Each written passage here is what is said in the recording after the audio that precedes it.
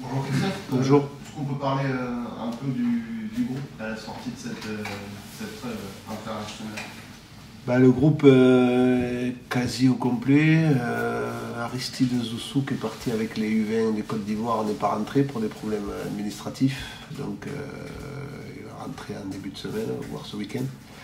Ensuite, JD, donc, qui était sélectionné avec Clément, sont bien rentrés mercredi avec le sourire tous les deux, puisqu'ils ont gagné tous les deux lors de matchs. Donc c'est toujours important de récupérer des sélectionnés qui arrivent avec du positif.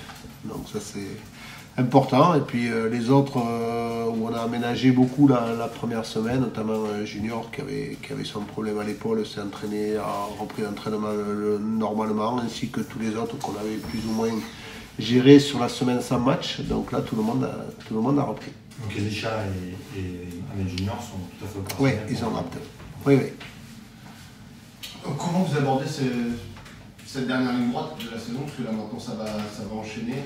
Le maintien est en très bonne voie, mais quel est le discours? Quels sont les objectifs que vous pouvez donner à vos joueurs? Le discours avec les joueurs, il a été simple. C'est bien sûr d'aborder, on aborde la dernière ligne droite, le sprint final comme on dit. Et sur ce sprint final, qu'on garde à la fois nos valeurs et nos qualités dans le jeu avec... Si on a un objectif comptable, c'est de voir devant et dire on vient de franchir une dizaine, on a envie d'aller accrocher notre dizaine. Donc voilà, il faut toujours se donner des objectifs devant. On sait aussi que il faut marquer des points parce que le maintien il n'est pas acquis mathématiquement, même si on est bien placé, on a de l'avance, mais c'est pour ça il faut avoir cette capacité dans la préparation de ce sprint final, mais aussi il ne va pas avoir très loin. Là, l'objectif, c'est Montpellier dimanche avant tout. C'est ce que j'allais vous demander. Vous parliez de cette barre des 30 points il y a quelques semaines. Là, c'est la barre des 40 que vous visez? Ouais, si on a un objectif à long terme, c'est celui-là, bien sûr. Mais après, ça a été simplement les mots en début, du moins en fin de cycle après le match de Nice, mais depuis qu'on a repris tout le groupe depuis le début de semaine, là c'est simplement se focaliser sur le match de dimanche et la réception de Montpellier qui va être un match, on le sait, très difficile. Justement, dans la façon d'aborder le match, on sait que Montpellier est dans une situation très très compliquée. Mentalement, ils ont l'air un petit peu très très atteints. Est-ce qu'il y a une préparation particulière pour ce genre de match, du genre de dire on ne doit surtout pas les laisser espérer quoi que ce soit en gros début de match?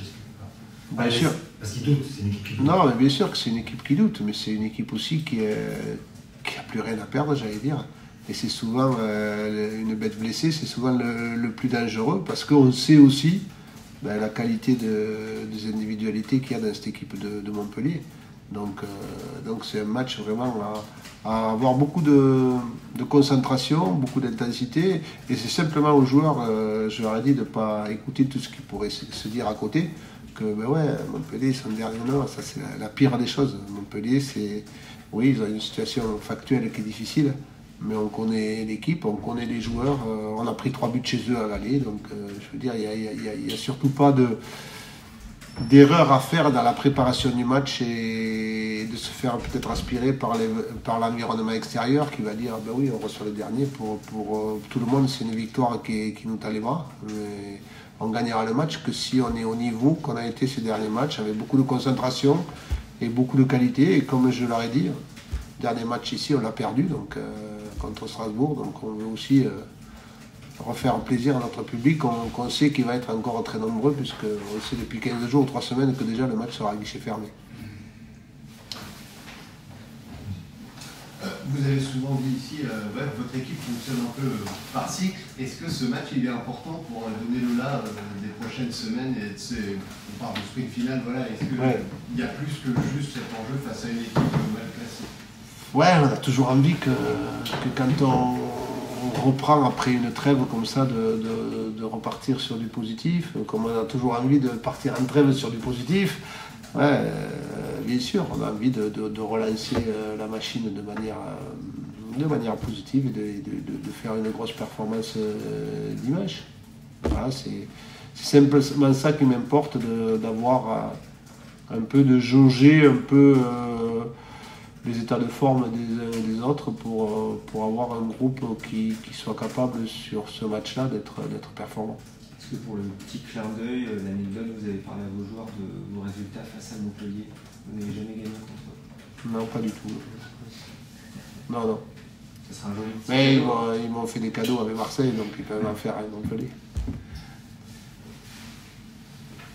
Vous nous avez parlé du retour plutôt Europe, visiblement Dakpa et Mensa dans la sélection, mais physiquement ils sont à 100% parce que je vous pose ça parce que est-ce que le dernier match, par exemple, lors du match à Nice, vous avez mis au garde en fin de match un peu plus, est-ce que c'est pas ce genre aussi d'intérêt de fin de saison où il y a des joueurs qu'on a moins vus qui peuvent avoir aussi besoin de lever le voile, j'imagine, de l'avenir, qui se préparent aussi Ouais, bien sûr, je crois qu'il faut. C'est pour ça que je dis qu'on attendra de même pour savoir un peu les états des formes des uns et des autres. C'est aussi que le côté mental et psychologique joue un rôle important.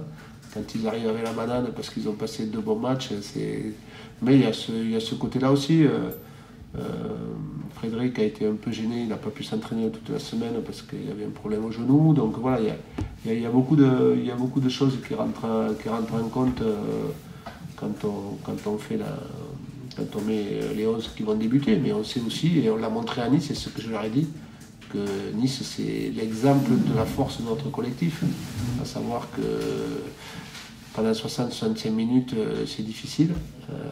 Et puis, il y a ceux qui sortent du banc, qui amènent une énergie et qui renversent la table. Donc ça, c'est important. Et depuis le début, on a ce discours avec eux en disant que il y a ceux qui commencent le match, bien sûr, et ceux qui le finissent. Et c'est ça la force d'un groupe. Et c'est à l'heure actuelle ce qui est positif chez nous. Et Bichard, la première question, c'est de savoir comment ça va physiquement. Tu as eu une petite gêne, je crois, au mollet, si je me souviens, à Nice. Comment ça va depuis? Comment s'est passée la trêve pour toi? Tout d'abord, ça va super bien. C'était pas au mollet, c'était au talon. Ah. Ouais, j'avais pris un coup contre Marseille que je traînais depuis un certain moment. Et avec le club et le staff, on a préféré soigner ça parce que ça me dérangeait un peu. Et ça va super. La semaine pendant la trêve m'a fait super bien. M'a fait du bien. On a bien bossé avec le staff médical et c'est reparti. Justement, tu as l'habitude sur les trêves d'être convoqué avec le Ghana, donc là tu n'as pas pu t'y présenter. On en profite pour se régénérer dans ces moments-là, ça doit faire du bien aussi personnellement et peut-être mentalement.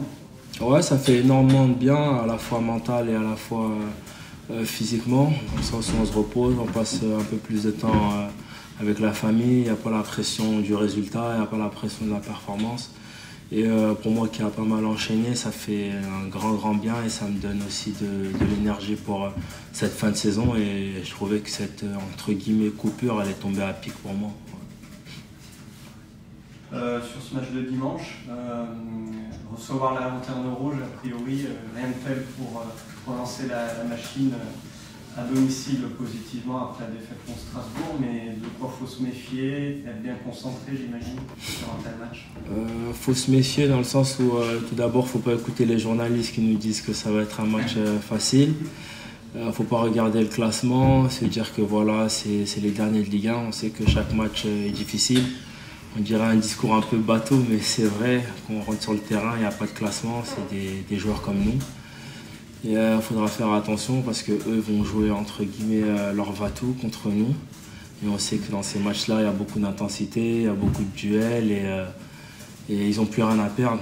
Donc quand une équipe n'a plus rien à perdre, souvent il y a plus ce facteur pression. Donc à nous d'être concentrés, rigoureux, à nous de mettre tous les ingrédients et vraiment être bien mentalement pour faire un très bon match ici pour nos supporters et un très bon résultat. Est-ce quand on est joueur, ce genre de rencontre, avec l'enjeu qu'il y a autour, on se dit que c'est pas une balle de match pour le maintien, une première en tout cas, parce qu'il reste encore des rencontres, mais une victoire et vous êtes oublié la barre des 35 points et vous mettrez quasiment un concurrent direct qui est déjà un pied et 4 orteils en Ligue 2. On sait que c'est un match très important pour notre objectif de maintien, donc c'est pour ça qu'on le prend très sérieusement, c'est pour ça qu'on l'a très bien préparé avec le coach et tout le staff. On ne se dit pas que si on gagne ce match, on sera maintenu, mais on se dit que si on gagne ce match, on met une équipe encore plus derrière. Et c'est notre objectif, on veut performer, on veut prendre le plus de points. et on a envie de se maintenir le plus rapidement possible. Donc on sait que chaque match sont des matchs importants et surtout à domicile pour nous. Tu as déjà vécu ce genre de fin de saison où tu sens que l'objectif est vraiment pas loin, qu'il faut un dernier coup de collier? Et si tu as déjà vécu ce genre de fin de saison, quels sont les écueils à éviter? Tu en as déjà un petit peu parlé, mais selon toi, c'est quoi les erreurs à éviter, les cases à bien cocher? J'ai pas vécu vraiment ce genre de saison, mais je sais que dans ce genre de situation, des fois on a tendance à être euphorique, on a tendance à être un peu excité, à se dire que voilà, si on gagne ce match, on pourra un peu se détendre. Et c'est humain, mais c'est pour ça que le coach nous fait bien comprendre que ça va être un match très très compliqué, de ne pas s'enflammer, on n'a rien fait encore, et que d'aborder ce match comme on a abordé les précédents, c'est-à-dire avec beaucoup de sérieux, d'intensité, d'humilité et de travail. Est-ce que ça rentre aussi en ligne de compte de se dire que finir le mieux placé dans le classement, ça peut aider le club en termes de budget, ça peut vous aussi vous valoriser pour la suite, ça fait c'est pas une ligne sur le palmarès, mais ça fait quand même une petite fierté en plus par rapport à où vous venez, le fait que vous soyez promu, ce genre de choses. Je pense que chaque joueur est compétiteur. Donc lorsqu'on est un compétiteur, on a envie d'être le plus haut du classement, on a envie de gagner des matchs, on a envie de performer, on a envie de se montrer. Donc je pense que chaque joueur dans le vestiaire a envie de terminer le plus haut du classement et on ne joue pas pour se dire faut qu'on reste en Ligue 1, il ne faut pas qu'on soit dernier. Non, on joue pour être le plus haut possible au classement et c'est ça qui nous fait vibrer, c'est ça qui nous pousse chaque matin à se donner un peu plus, c'est ça qui nous... On est content quand on regarde le classement a été bien classé. Donc on sait que ça va être une fin de saison assez excitante pour nous. Et lorsqu'on a un compétiteur, je sais pas, ça te donne envie de te surpasser. Donc c'est ce qu'on va faire. Une question en dehors du foot. Beaucoup de tes coéquipiers nous disent que, et même le coach, que tu as un peu déjà ce rôle de cadre dans le vestiaire. Puisque tu es vice-capitaine notamment, mais aussi carrément de grand frère pour certains du groupe. Pourquoi c'est un rôle que tu confirmes déjà et pourquoi c'est important pour toi d'avoir ça, de transmettre ton expérience, etc. Est-ce que c'est quelque chose que tu aimes bien faire aussi?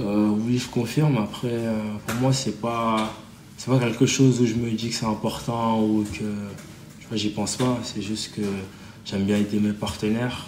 J'aurais aimé aussi qu'un montant m'aide, donc je trouve que c'est normal de transmettre, d'aider, de partager son expérience et je trouve que c'est normal, c'est juste dans mes valeurs. Après, c'est pas quelque chose que je me dis « Ah putain, faut que je lui dise ça ». Non, c'est naturel tout simplement. Et tu parles de valeurs, c'est quoi qu'on essaye un peu de transmettre de manière un peu basique? Mes valeurs, j'ai été grandi avec tout d'abord des valeurs d'humilité, de travail, de sérieux. Mes parents, ils ont voulu que, entre guillemets, je sois quelqu'un de réfléchi et de ne pas toujours agir avec émotion. Donc, c'est ce que j'essaye de faire, de transmettre à mes partenaires, aux joueurs un peu plus jeunes. J'essaye de leur dire qu'ils peuvent aller le plus haut possible et j'essaye de leur donner, entre guillemets, des tips pour qu'ils y vont plus vite. Par exemple, les erreurs que j'ai pu faire, par exemple, dans ma jeunesse, je leur dis que voilà, il faut faire ça, ça, ça, et en faisant ça, vous pourrez aller beaucoup plus haut dans vos objectifs. Après, je ne me pose pas beaucoup de questions, je suis naturel, quoi. Il y a des joueurs en particulier que tu as pris sous ton aile depuis que tu es arrivé ici, que tu suis, tu es un petit peu le parrain. Non, il n'y a pas de parrain ni prendre sous mon aile, mais je sais que quand j'ai signé ici, j'étais très proche par exemple de Clément Akpa. J'étais avec lui dans la chambre, donc je lui parlais beaucoup, je le bougeais des fois et je suis super content de voir qu'il est international, de voir qu'il joue régulièrement, de voir qu'il est en train de montrer à tout le monde l'ampleur de son talent. Et ça me fait super plaisir quand on voit par exemple un joueur comme Doufi aussi, voir l'ampleur qu'il prend dans l'équipe, voir ce qu'il fait au milieu. Je suis content, tu vois, je suis content, je me dis que voilà, je les pousse un peu au quotidien et ça fait plaisir de voir que tout le monde voit leur talent. On apprend à tout âge, mais toi, même si tu restes très jeune quand même encore dans ta carrière, on a l'impression que justement, toi, au-dessus de toi, il y a encore des joueurs à la GIA qui peuvent te donner des conseils, te faire grandir, avoir ce rôle aussi à protecteur, mais un peu de grand frère au-dessus de toi, ou justement t'es assez... On apprend à tout âge, c'est vrai. Hein. Des fois, je parle à la Sinayoko, il me dit tu aurais pu faire ça, et je le prends très bien. Je suis pas un mec où on peut rien me dire, loin de là. Je suis vraiment la personne à qui on peut parler, tout. Djouba, à la fin des matchs, ils font un débrief. Hassan, Gaëtan. Franchement, il n'y a pas de, entre guillemets, un mec qui est au-dessus de tout le monde. Et on a un groupe très sain, on a un groupe où, que ce soit les jeunes, que ce soit les plus vieux, tout le monde peut se parler. Et franchement, ça fait super plaisir. Après, il n'y a pas de chef ou de roi. Non, c'est un groupe très très sain et tout le monde peut se parler.